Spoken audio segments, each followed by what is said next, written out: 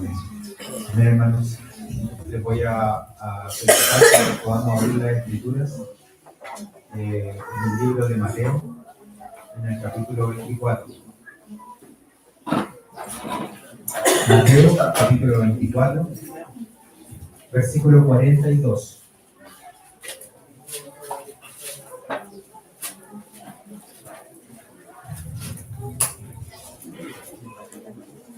¿Sí?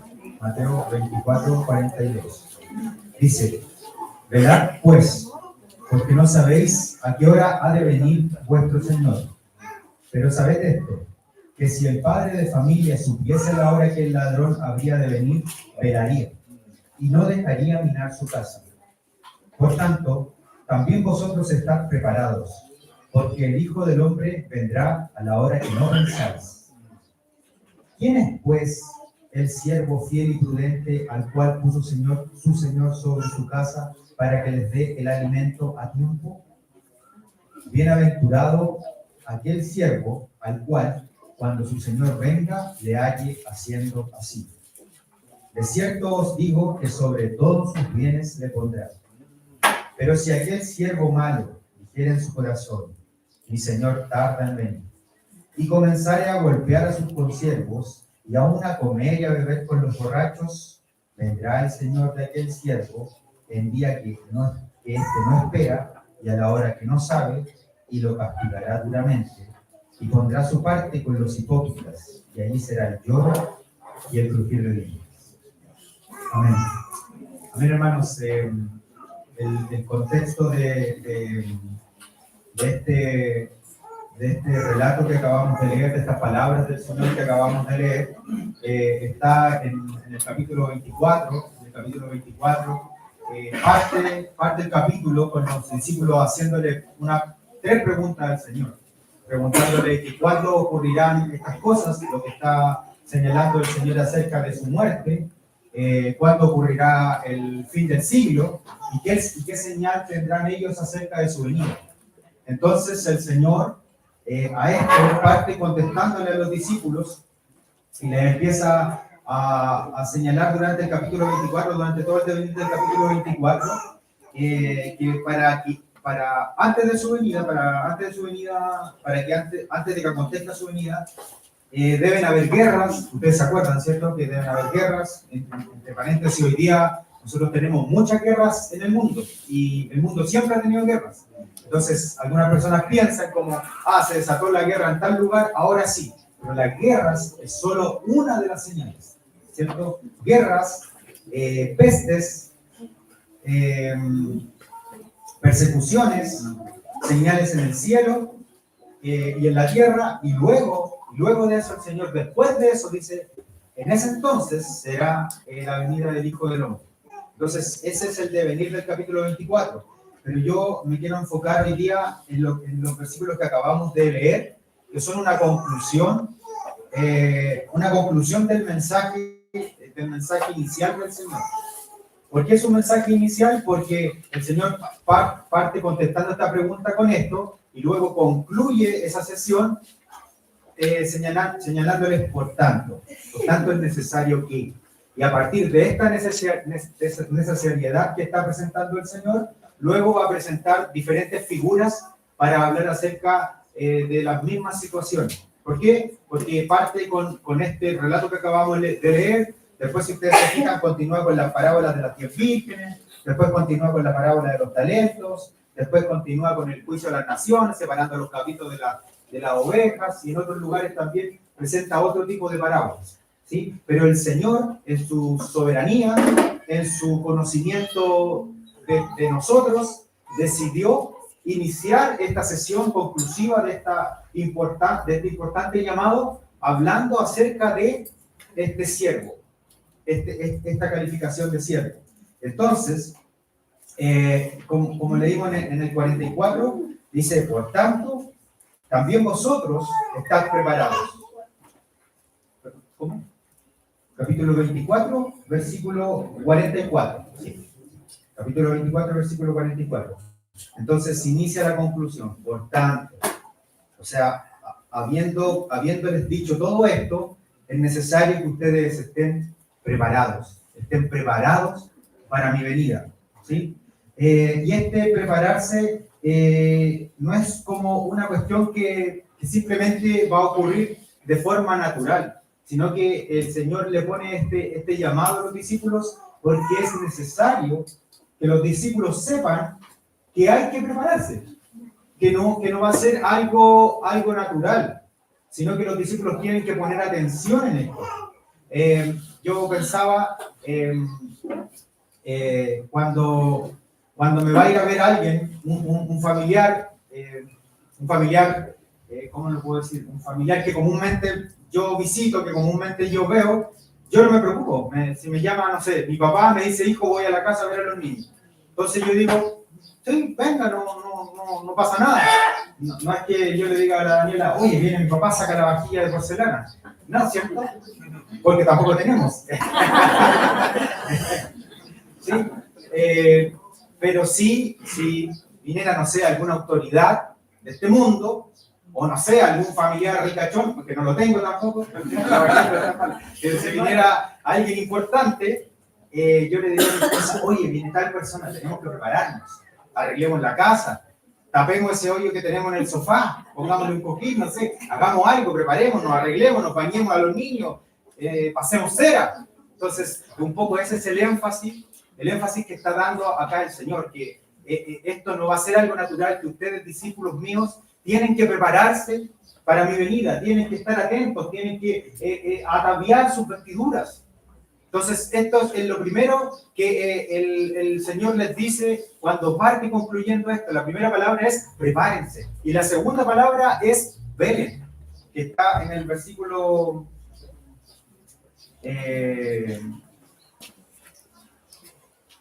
en el versículo 42, la primera palabra es velar y la segunda es prepárense, ¿sí? Porque hay que tener este nivel de atención, ¿cierto?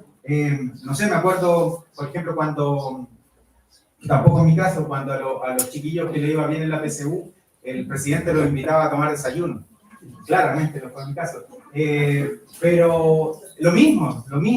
Había un hermano, una hermana que le pasó eso con su hijo y ellos contaban que era muy importante. O por ejemplo, ustedes saben de este Chino Ríos, que es un gallo súper pesado, desagradable, que no le cae bien a nadie o a muy pocas personas, y él dijo que a él no le importaba nada, que no estaba ni ahí con nada, pero cuando lo invitó el presidente para reconocerlo, porque ganó un torneo importante, él dijo, ese fue un momento importante en mi carrera.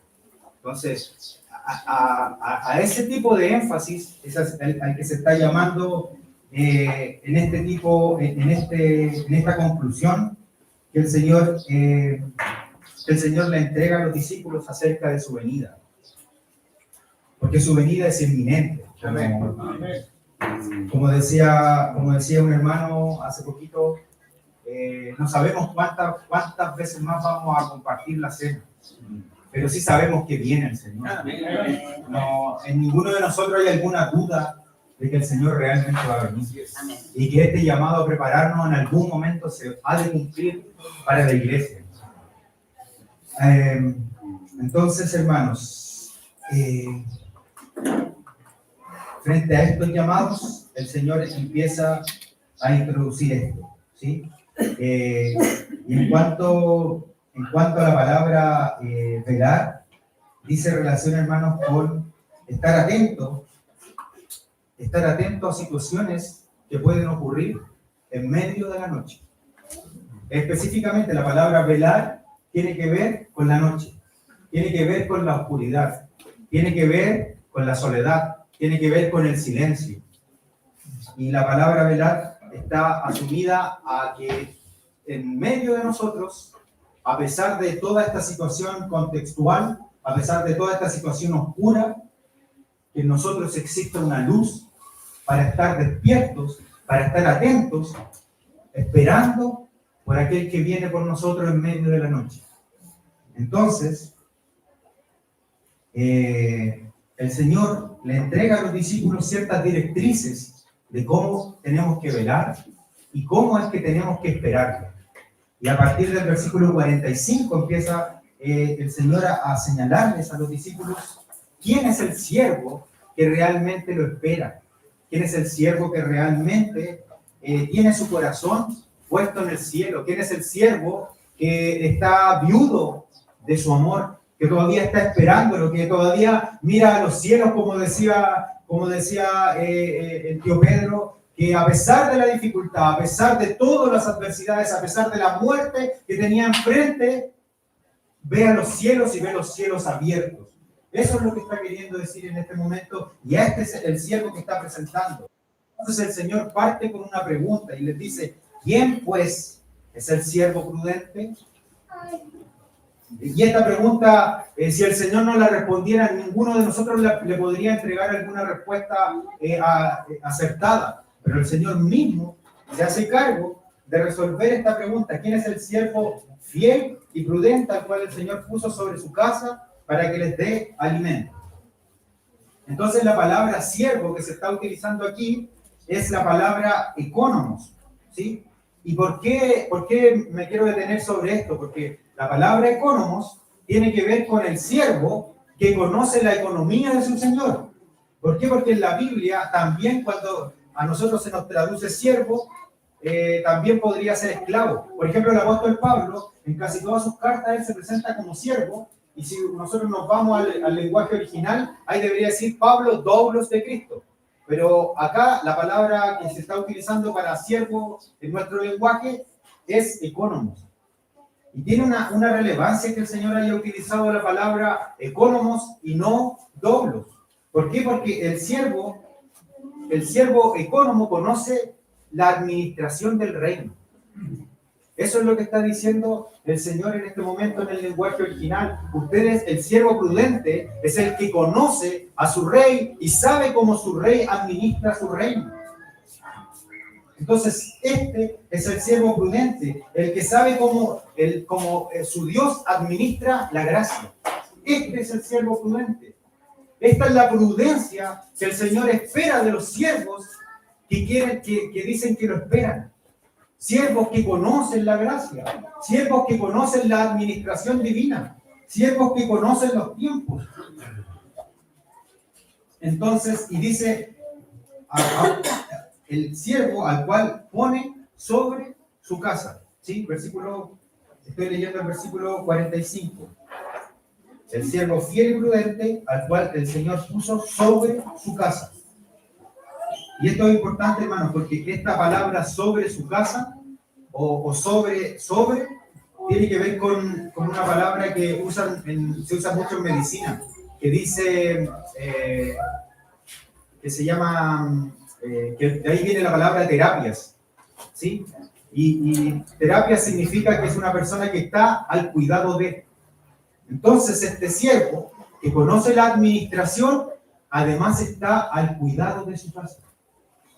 Eso es lo que está diciendo el Señor en el lenguaje original. Le está diciendo el siervo prudente, es el siervo que me conoce, es el siervo el que está estableciendo la terapia de Dios, el que está estableciendo los cuidados de Dios dentro de su casa. Y luego después termina diciendo el Señor en el 45, y el que les da para que les dé alimento a tiempo. Y ahí es para que les dé alimento a tiempo. Algunas personas pueden traducir que les dé para los hermanos de la iglesia, y otras personas lo traducen como en un radio más amplio para la gente de su casa, para la gente de su trabajo, para la gente que la rodee, para que les entregue el alimento de parte de Dios. Y este versículo está lleno de riqueza, porque podría quedarse ahí, pero aquí la palabra tiempo que está utilizando es la palabra kairos. Y cuando utiliza la palabra kairos, la Biblia se refiere a los tiempos de Dios. Ustedes se acuerdan que la Biblia en el lenguaje original divide en cronos, que es el tiempo, segundos, minutos, horas, años, y el tiempo kairos es el tiempo de Dios, es el tiempo de la sazón de Dios, es el tiempo donde Dios determina cómo, cuándo y dónde se hacen las cosas. ¿Sí? Entonces le está diciendo el Señor a los discípulos, el siervo el siervo fiel, el siervo prudente, es aquel que conoce la economía, es aquel que se preocupa por darle a los demás, por entregarle a los demás lo que necesitan, y es aquel que se preocupa de escuchar y de ver a su Dios para saber cuál es el tiempo para entregar esto. Bendito sea el Señor, porque a veces nosotros leemos estos versículos y como que se nos pasan estas cosas, pero tiene toda una profundidad acerca de cuál es el siervo que el Señor espera que esté atento a su venida. Entonces, hermanos, sobre esto, respecto de los tiempos, a mí me quedó dando vuelta algo que hace poquito se compartía en una reunión en el sector, que se decía, mira, un siervo prudente no puede venir y entregarle a los niños y darle sólido. ¿Por qué? Porque va a ahogar a ese niño, o porque lo va a asfixiar, o porque le va a entregar más, le va a dar más requerimientos de lo que este niño en la fe puede soportar. Y eso también tiene que ver con la sabiduría que el Señor pide de nosotros para que teniendo comunión con Él, sepamos cómo servirle.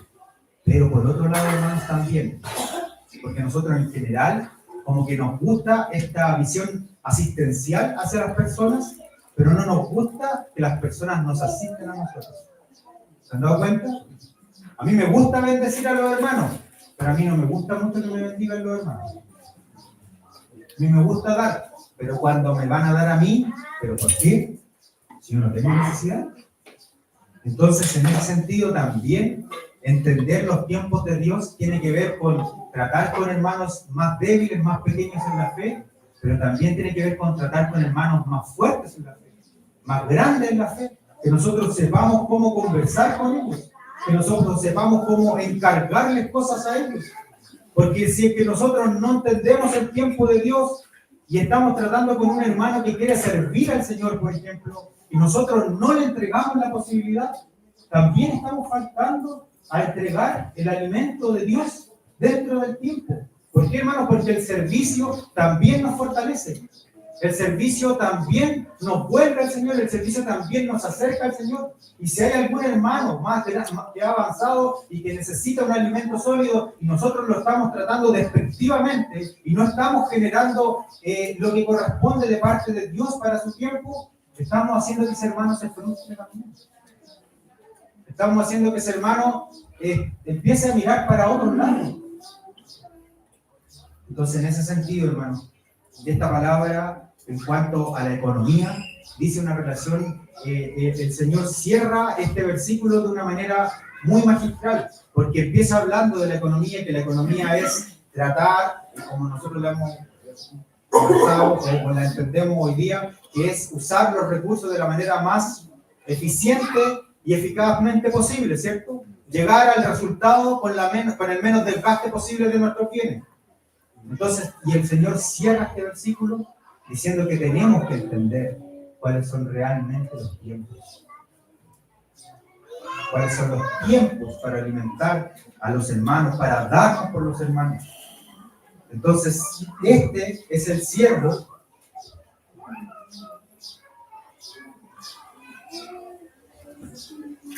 Estas son una de las características del siervo prudente, del siervo que se prepara para esperar a su Señor. Y después dice, bienaventurado. Es feliz aquel siervo. Aquel siervo el cual, cuando su Señor venga, lo halle haciendo así. Y hermanos,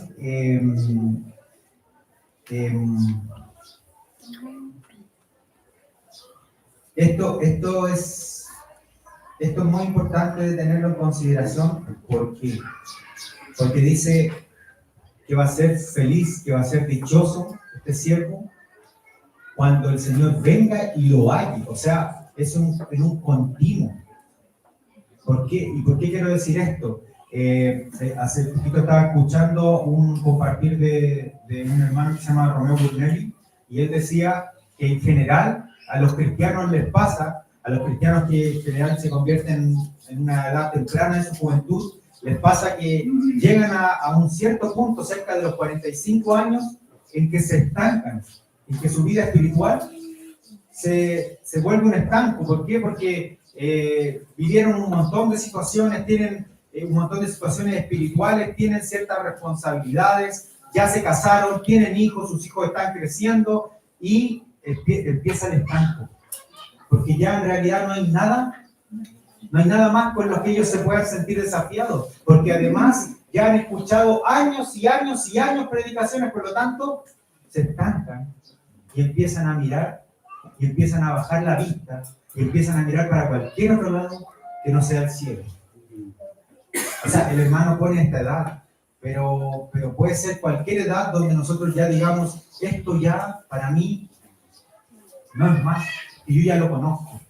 Pero aquí lo que el versículo está estableciendo es que tiene que ser un permanente, que tiene que ser desde el día en que yo me dispuse hasta el día en que Él venga, que yo me disponga día a día, noche tras noche, frustración tras frustración. A veces los hermanos nos dicen, y mira, no hemos dado por completo y aún así tenemos esta respuesta, pero a pesar de eso, hacerlo como para el rey que viene a buscar a este siervo. De esa manera es que lo está planteando, y de incluso más en ese contexto. En ese contexto me acuerdo lo que las palabras del apóstol Pablo en Filipenses 3:12, que dice, no que lo haya alcanzado ya. O sea, el apóstol Pablo está diciendo, yo llegué a una estatura, he hecho muchas cosas por causa del reino, soy un siervo fiel. Pero yo no soy perfecto, ni que sea perfecto, sino que prosigo. Sigo adelante para ver si logro afirmar aquello por lo cual yo también fui asido, que es Cristo Jesús. Hermanos míos, continúa el apóstol, yo mismo no pretendo haberlo ya alcanzado, pero una cosa hago, olvidando ciertamente todo lo que está atrás, y extendiéndome a lo que está delante, prosigo a la meta, al premio del supremo llamamiento de Dios en Cristo Jesús. Ahí hay un buen ejemplo de un siervo que no se durmió en los laureles, que han escuchado ese dicho. La gente que le va bien en cierta cosa, se duerme en su victoria. O también, por otro lado, puede ser alguien que le ha costado, se quedó dormido y prefirió dar paso atrás, pero el Señor dice, sean bienaventurados los que cuando yo venga los encuentre sirviendo en aquello para los cuales han sido encomendados dentro de la casa. Y alguien podría decir, bueno, entonces esto es para los obreros, esto es para los ancianos, para los predicadores o para las hermanas. No, esto es para toda la iglesia, porque toda la iglesia tiene un servicio dentro de esta economía divina. Todos nosotros tenemos un servicio, todos nosotros tenemos parte en este reino, hermanos. Y si a usted le toca barrer, o si a usted le toca tocar una flauta todos los domingos, y ese es su servicio, entonces siga haciéndolo con excelencia, porque esa flauta, un día el Señor va a venir a buscarla y va a premiar al flautista. Amén, hermanos. Bendito sea el Señor por el hermano, por el apóstol Pablo, que puso esto en su corazón, que puso esto de dejar todo detrás y seguir adelante en pos del supremo llamamiento. Bendito sea el Señor. Quiero leerlo de nuevo. Y dice, bienaventurado aquel siervo, al cual cuando su Señor venga, lo halle haciendo así. Hermanos, quiero ser enfático. Que el Señor nos halle en su venida sirviéndole. Que el Señor no nos halle en su venida durmiendo. Que el Señor no halle en nuestro corazón ingratitud.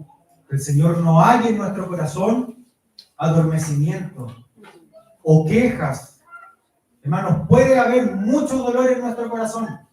Puede haber mucho dolor. Pero que ese dolor no se transforme en queja, no se transforme en una raíz de amargura en contra de los hermanos, en contra de mi familia o en contra del Señor mismo, sino que se vuelva una mano alzada pidiendo socorro de parte de Dios. Que el Señor nos encuentre de esta manera, hermanos, Sea muy grande el encargo que usted tiene o sea muy pequeño, a los ojos de Dios es valioso. Porque Dios ha puesto sus encargos en la iglesia. ¿Sí? No se fije en el encargo del otro. No se fije si el otro está cumpliendo bien o mal o más o menos con su encargo. Fíjese en el Dios que llevó cautiva la cautividad y que le dio dones a los hombres. Y pídele socorro. Porque para servir al Señor necesitamos de su socorro. Necesitamos de su gracia. Luego quiero,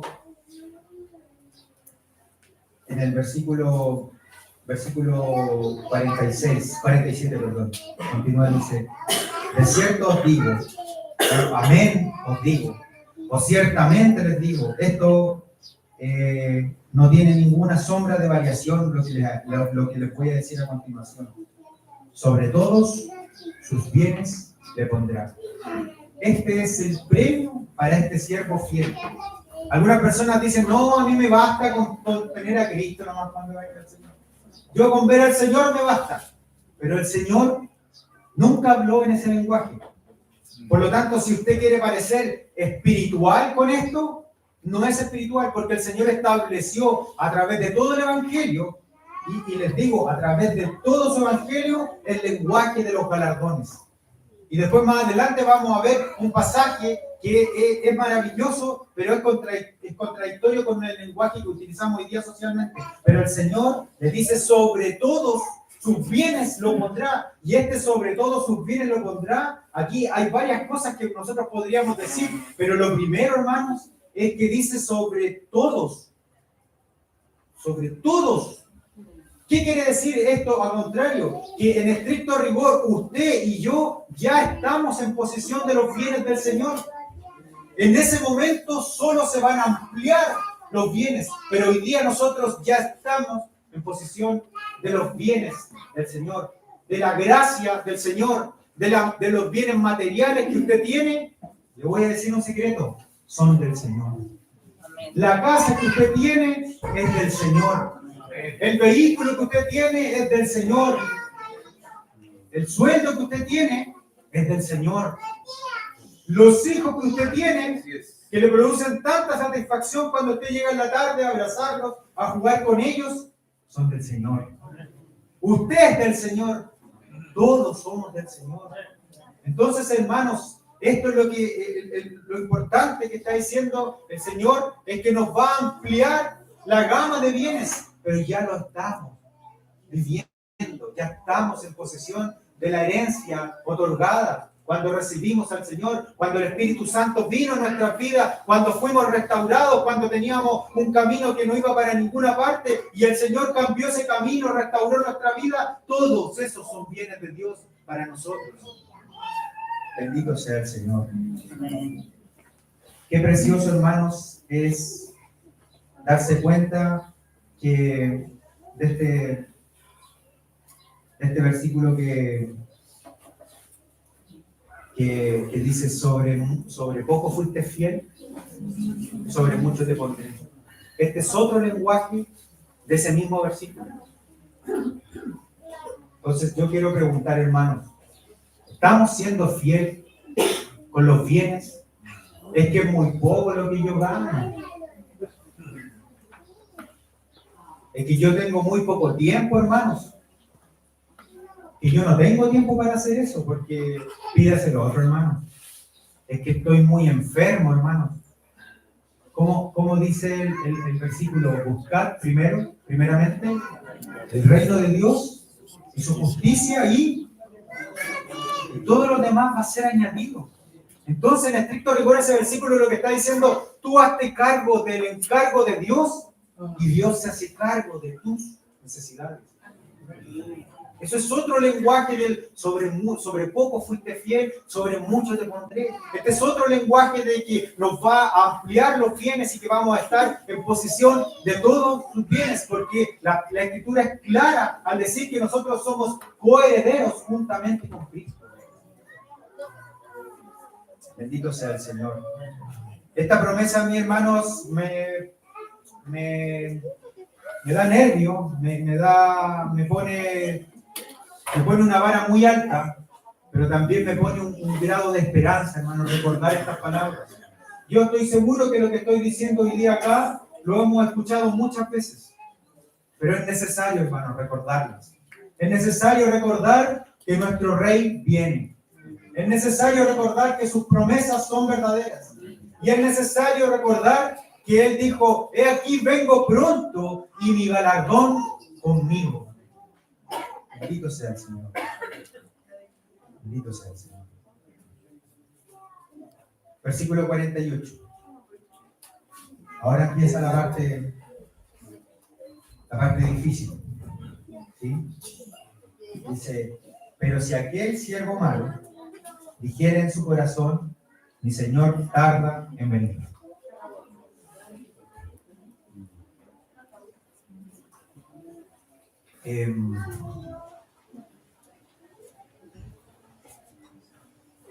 Aquí hay varias cosas que señala este siervo, pero lo primero que me gustaría, hermanos, que pudiéramos ver, identificar, es que esta enseñanza que está diciendo el Señor no es la enseñanza de las vírgenes prudentes y de las vírgenes insensatas. Dos clasificaciones de personas. O del hijo pródigo y del hijo que se quedó. Dos personas. Aquí está hablando de una misma persona. Está hablando del siervo que puede ser insensato, que puede ser imprudente, o del siervo que puede ser fiel. Del siervo que puede ser prudente, del siervo que puede volver su corazón al cielo y limpiarse de aquello en lo que estaba ensuciando sus vestiduras y volverse al Señor. Se dan cuenta que en el 48 no es que dice, y venga otro siervo malo, sino que dice, y si aquel siervo, el mismo siervo, dijera en su corazón. Y esto de que dijera en su corazón es muy importante tenerlo en consideración, hermanos, porque nosotros cuando dejamos de esperar al Señor, lo hacemos primeramente en nuestro corazón. Lo hacemos primeramente en nuestro fuero más interno. Y puede ser que sigamos viniendo, que sigamos haciendo comentarios de la palabra, que sigamos conversando con nuestras esposas, que sigamos leyendo nuestro versículo diario, pero en nuestro corazón, si en nuestro corazón dejamos de esperar al Señor, de ahí parte todo, esta situación, este devenir y lo que va a venir a continuación. Entonces, por eso que el Señor se tomó el tiempo para decir, este siervo dice para sí mismo, en su corazón, en lo más íntimo. Hermanos, es probable que en lo más íntimo de nuestras vidas, y sin reconocérselo a nadie, nosotros hayamos dejado de esperar al Señor. Y yo no quiero decir que usted dejó de esperar al Señor, sino yo dejé de esperar al Señor. Yo dejé de mirar al cielo. Hay tanto afán en esta vida que nos bajan la mirada del cielo. Hay tantas situaciones, hermanos, que de repente se pasa el día y nos recordamos que no miramos al cielo, sabiendo que detrás de esa colina un día va a venir en una nube blanca nuestro Señor. Eso que cuando nosotros decíamos, detrás de esa cordillera algún día va a aparecer mi Redentor, cada vez se va volviendo más difuminado y pensamos la vida cristiana de una forma tan matemática, tan material, no nos acordamos que hay un amado que viene saltando sobre el mundo. Yo les pido, hermanos, y les pido que pongan delante del Señor su corazón. Y le digan, Señor, si mi corazón ya no te está esperando, ponlo tú a esperarte. Despierta mi corazón en medio de la noche, despierta mi corazón en medio de las vigilias de la noche, para esperarte, para recordarte, para anhelarte. Hermanos, no estoy diciendo que hagan nada, sino que en el último momento de la noche le digan al Señor, Señor, no te anhelo, no te espero, pero pon en mi corazón el deseo de esperarte como el primer día. Pon en mi corazón ese deseo de esperarte como cuando era joven y golpeaba la puerta de los hermanos y decía, puede ser este el día en que en esta reunión todos nos vayamos juntos contigo, Señor. Que sea así, Señor. Puede ser esta la última canción, que no tiene mucho de bíblico, esa canción da lo mismo. Lo importante es el anhelo profundo de nuestro corazón, esperándolo a Él, anhelándolo a Él, queriendo abrazarlo a Él.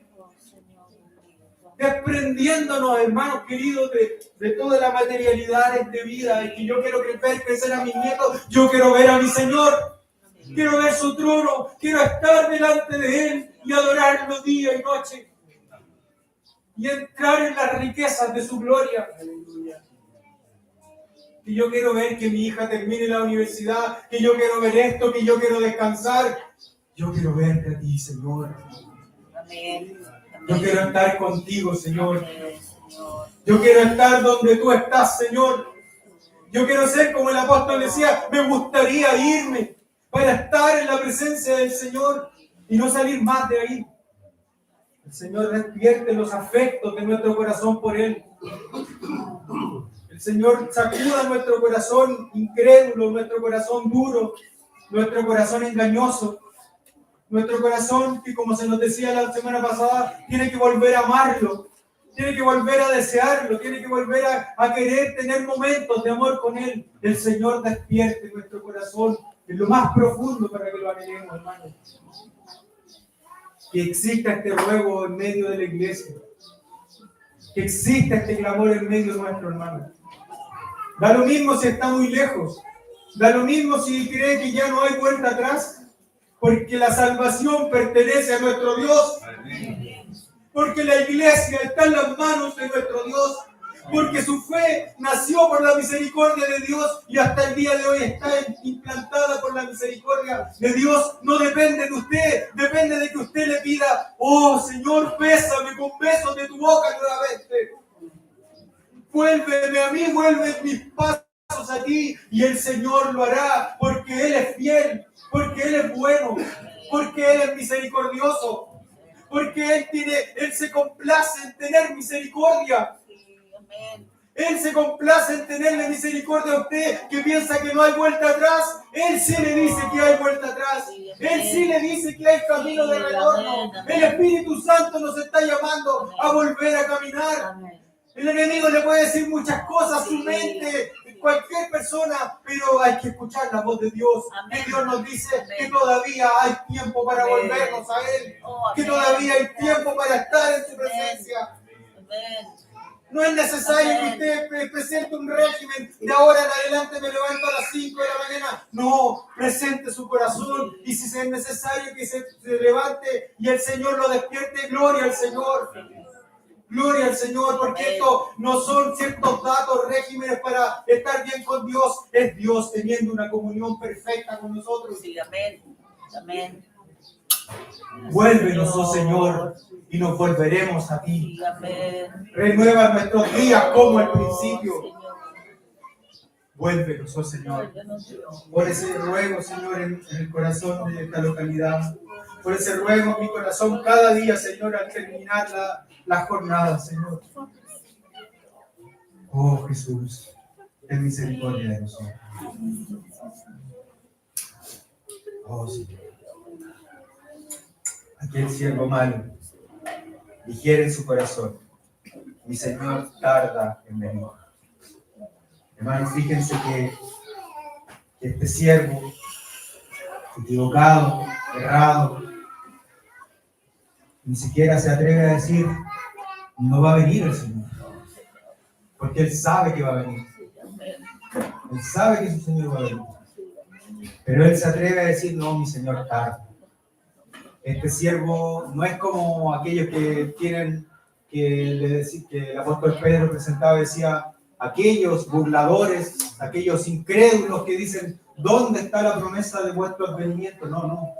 El siervo sabe que va a venir el Señor. Desde ahí también la imprudencia, porque nosotros sabemos todas estas cosas. pero se atreve a decir tarda. Tiene por tardanza la venida del Señor.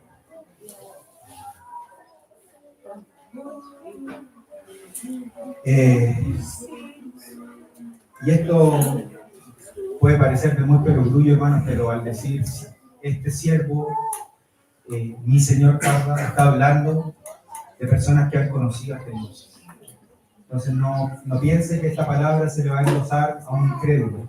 Esta palabra es para la iglesia. En el contexto de Lucas, Pedro pregunta, Señor, ¿esta palabra es para nosotros? Lucas 12, sí, Pedro, para ustedes. Y dice en el 49, y comenzare a golpear a sus consiervos, y aún a comer y a beber con los borrachos. Vendrá el Señor de aquel siervo en un día que no espera y a la hora que no sabe. Hermanos, esto que está refiriendo que este siervo empieza a hacer es la expresión de un corazón adormecido.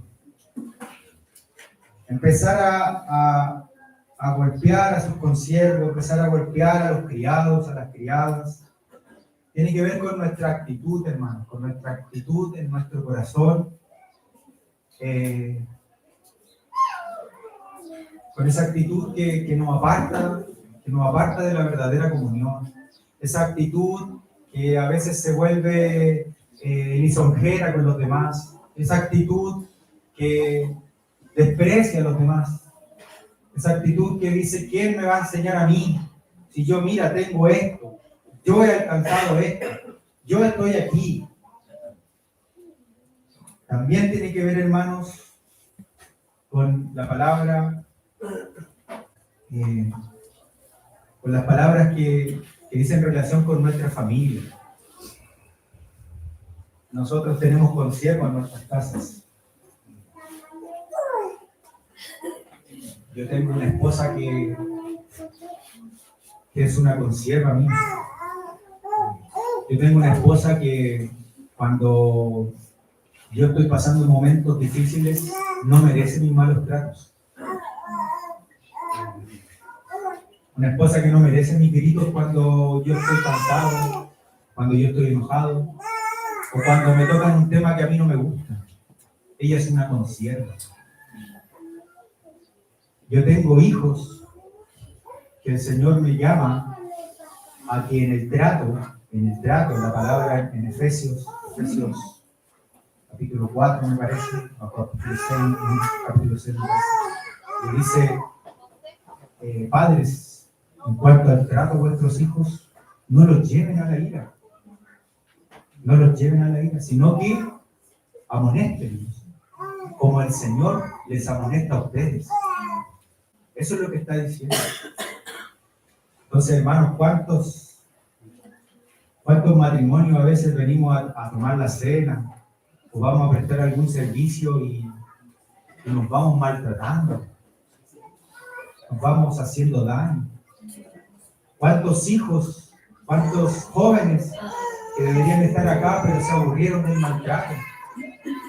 Se aburrieron de esa madre que viene, que canta, que toma la cena, que parece muy bonito todo, pero que no se arrepiente de sus malos tratos hacia sus hijos, de sus malas palabras.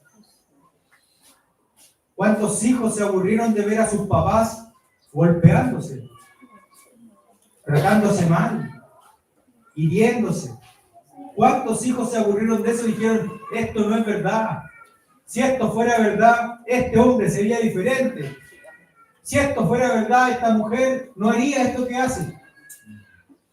Y ellos en su incredulidad han sido heridos. Y eso, hermanos, es una muestra de que nuestro corazón no está esperando a Dios, no está esperando al Señor. El Señor toque nuestros corazones, hermanos, para entender la palabra. Cuando dice que el Señor durmió a Adán, a nosotros los hombres nos gusta decir que le sacó una costillita, y casi nos gustaría decir que una costillita flotante, las más chiquititas.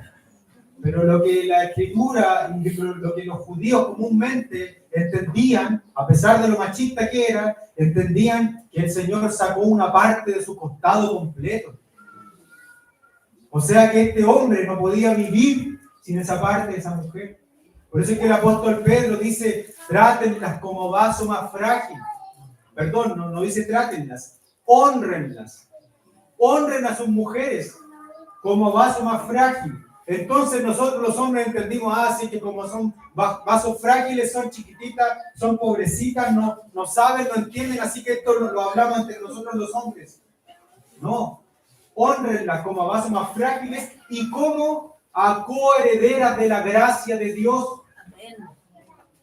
Coherederas de la gracia de Dios. Ese Espíritu Santo que tiene usted, ese conocimiento de Dios que tiene usted, ella también lo tiene, su hijo también lo tiene, los hermanos también lo tienen.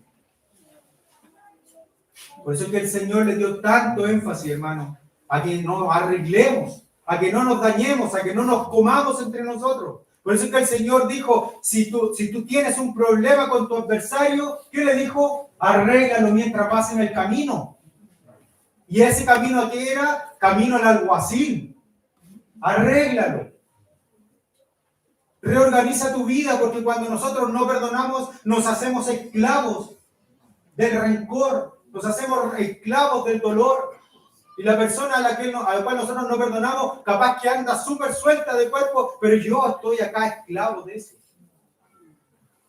También tiene que ver esta parte de golpear a los consiervos, la falta de perdón, hermano.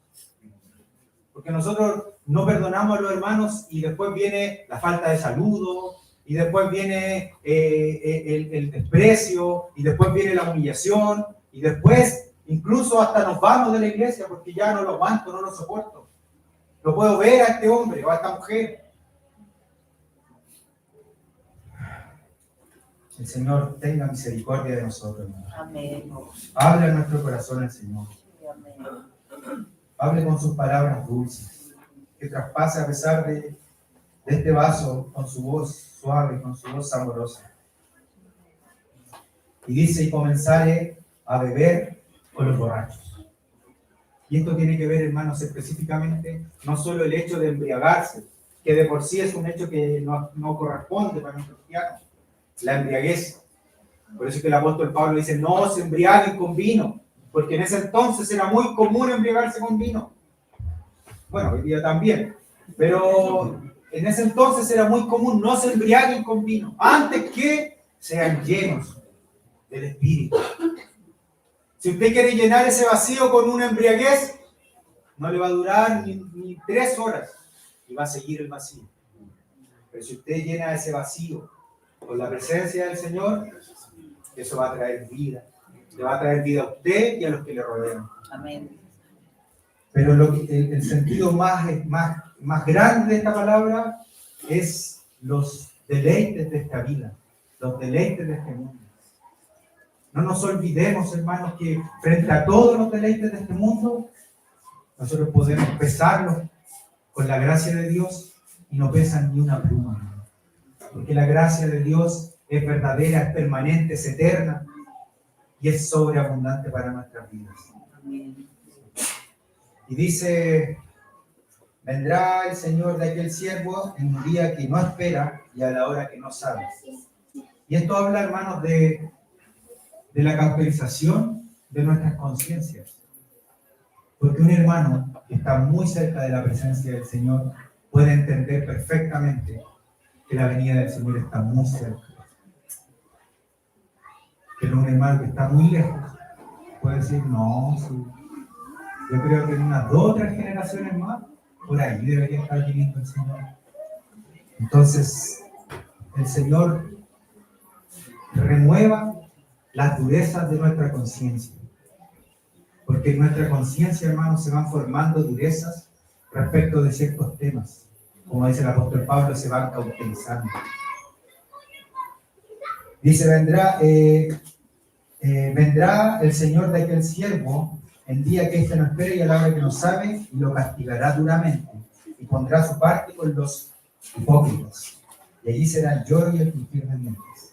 Hermanos, esta parte de los hipócritas, yo la quiero destacar, porque lo que está diciendo es que va a poner su parte con aquellos que fingían algo.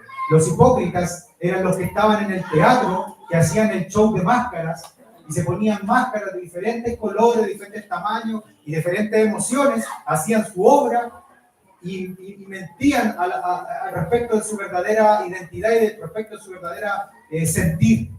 Entonces lo que está diciendo, va a poner su lugar con aquellos que solo inventaron, con aquellos que solo vivieron una vida superficial, con aquellos que solo se pusieron la apariencia de piedad sobre ellos, con aquellos que hacían como que estaban acá, pero que realmente no estaban. Con ellos va a poner su lugar. Y en esto, en cuanto al castigo, el Señor ama a su iglesia. El Señor ama a sus hijos. Y al hijo que ama, lo corrige.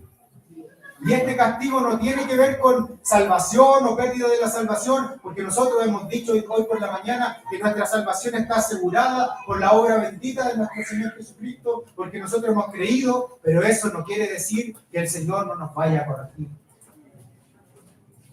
Eso no nos quiere decir que el Señor no vaya a tomar cartas en el asunto, si es que nosotros no reparamos este corazón que a veces que lo ha dejado de mirar.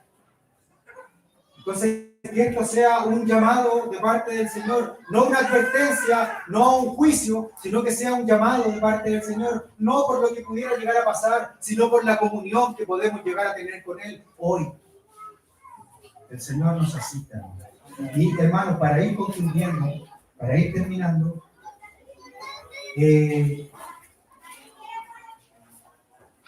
si ustedes se dan cuenta en el versículo 40, en el versículo 50, denota una acción de parte del Señor. No denota una pasividad de parte del Señor. No es como que el Señor diga, ya, sí, no importa, si igual Él me quiere a pesar de todo, ¿no?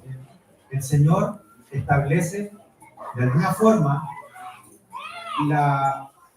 el efecto de estos actos, el efecto de estas decisiones.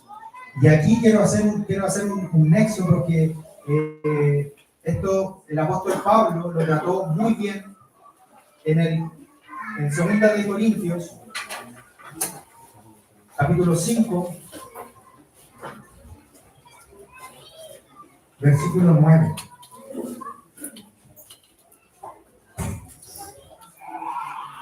Y este versículo habla acerca del tribunal de Cristo, ¿sí?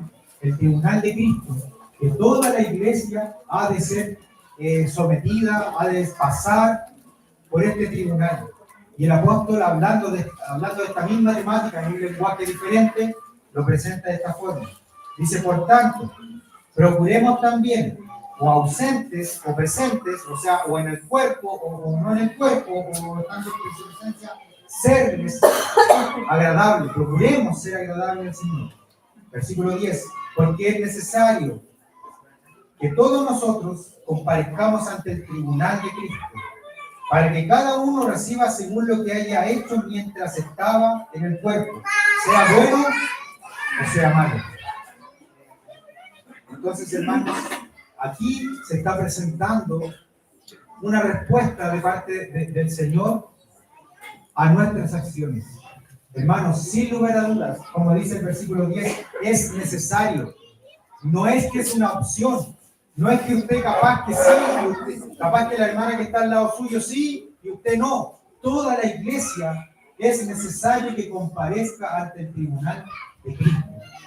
¿Y para qué vamos a comparecer? Para dar cuenta de todo lo que hicimos, de todas las decisiones que tomamos, mientras estábamos en esta vida, mientras estábamos en el cuerpo. Y esto es por bueno o por malo. Porque obedecimos la voz del Señor y también porque no obedecimos la voz del Señor. Pero quiero que nos fijemos, hermanos, por favor, en el versículo 19. Por cuanto procuremos también, y en esta palabra procuremos, quiero hacer el énfasis, porque la palabra procuremos es por tanto, ambicionemos, tengamos una ambición espiritual. Y esto es lo que yo les decía al comienzo, que esta palabra socialmente puede ser vista muy malamente, porque, oye, ese hombre que es ambicioso, esa mujer que es ambiciosa, pero lo que está diciendo la palabra original está diciéndole, el apóstol Pablo está diciendo, tengan esta ambición de presentarse con ganancia en el tribunal de Cristo. Tengan esta ambición, por favor, hermanos, porque yo también la tengo, dice el apóstol en Romanos 15, no me acuerdo el versículo de memoria, déjenme buscarlo. Romanos 15, también el apóstol habla acerca de esto como ambición.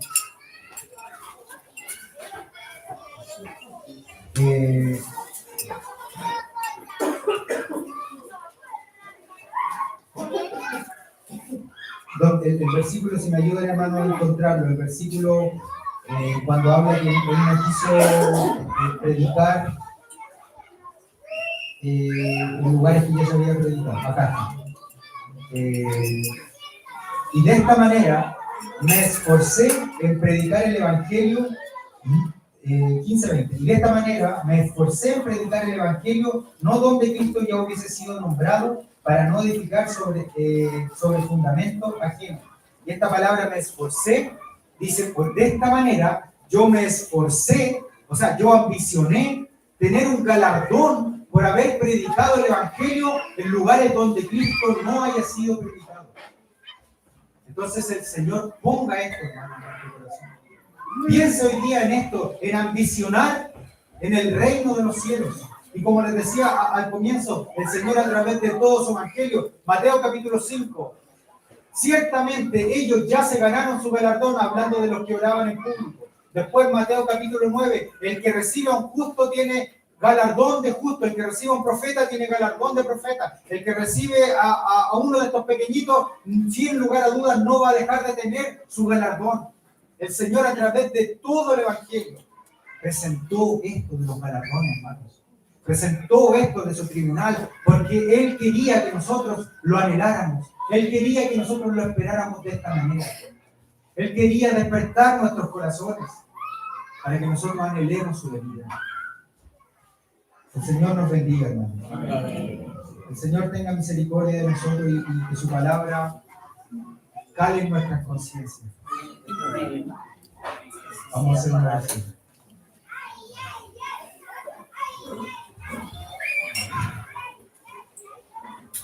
Señor, te damos tanta gracia, Señor, porque sabemos que estamos aquí porque tú nos has sostenido, Señor. Sabemos que por más que algunos vengan incluso en contra de su voluntad, tú nos has traído, Señor. Tú nos has traído hasta aquí, Señor. No es nuestro esfuerzo, Señor. No son nuestros méritos, Señor. No son nuestros dones, no son nuestras capacidades. Eres tú con tu bendita misericordia, Señor. Es tu bendito amor, Señor, que es inagotable, que es como un mar, un océano profundo, que nadie nunca va a poder conocer su fin, Señor. Y te pedimos, Señor, te pedimos de todo corazón, Señor, con toda humildad, Señor, y con fe, sabiendo que tú lo puedes hacer, Señor, que despiertes nuestro corazón, Señor. Despiértanos, Señor, para amarte, Señor. Despiértanos para quererte, Señor. Despiértanos para querer estar contigo, Señor. Despiértanos para querer cantarte, Señor. Despiértanos para querer oír tu voz, Señor. Señor, cautívanos por sobre el mundo, Señor. Atráenos sobre las luces de este mundo, que es tan engañoso, Señor, que nos cuesta tanto, Señor, distinguir tu voz en medio de tantas voces, Señor. Despiértanos, Señor. Atrae el corazón de la iglesia hacia ti, Señor. Despierta nuestros afectos hacia ti, Señor. Señor, quita la borrachera de nuestro corazón. Quita, Señor, el daño de nuestro corazón. Señor, quita la maldad, Señor. Quita el enojo de nuestro corazón. Permítenos, Señor, reconciliarnos contigo. Permítenos reconciliarnos en nuestros matrimonios. Permite reconciliarnos con los hermanos, Señor. Señor, limpia nuestro corazón de nuestras durezas. Saca, Señor, las raíces de amargura que se han formado por nuestra culpa o no, Señor. Pero queremos pedirte tu socorro, Señor. Señor, tú salvas a la iglesia, Señor. Tú dijiste que las puertas del diablo no prevalecen en contra de la iglesia. Y nosotros clamamos a tu palabra, Señor. Señor, levántate, Señor. Señor, y defiéndenos, Señor. Despiértanos, Señor, y defiéndenos. Nos encomendamos a tu gracia poderosa, a tu amor maravilloso, Señor. De ti dependemos, somos tuyos, Señor. Te pertenecemos y te amamos, Señor, aún en nuestra debilidad. Te amamos, Sí, Señor. Amén. Señor, con tantos defectos, pero te amamos. Te amamos, Señor, te amamos. Bendito seas.